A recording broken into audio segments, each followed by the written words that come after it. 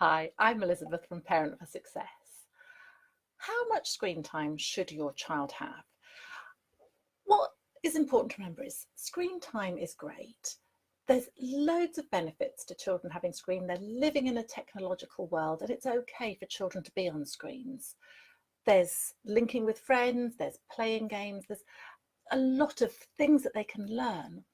But how much should your child have? There's been some recent confusing messages for parents. So what should you do?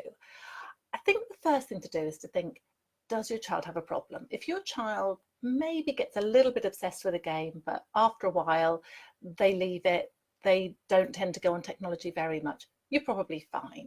If you have a child that's obsessed with a game, that can't think of much to do without it, where there's lots of fusses and arguments when technology has to go off or when you try and limit their technology, then there's a good chance your child has a problem and is a bit addicted. So if we're looking at times, my recommendation would be an hour during weekdays or school days and a maximum of 2 hours at the weekend or on school holidays. That would be in addition to homework that they have. So that would be their leisure computer time. It's also worth thinking, are there any exceptions? So maybe on days when you want to watch a family movie together, you add that to the mix rather than say they can't have their own screen time. Otherwise, they're not going to want to watch family movies. And also, if they have exams, maybe they have less time.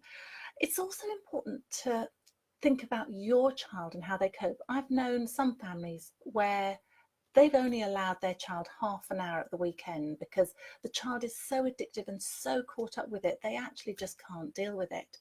I think what's important is to make children responsible for how long they have. So if they can come off nicely and behave well when the screen gets turned off, then they can have that time. If they can't, you need to think about restricting it.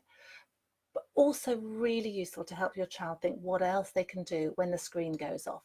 So maybe have a list of things like hobbies, interests, musical instruments, playing games, just playing, imaginative play, reading, all the things that they can do when they're not on the screen.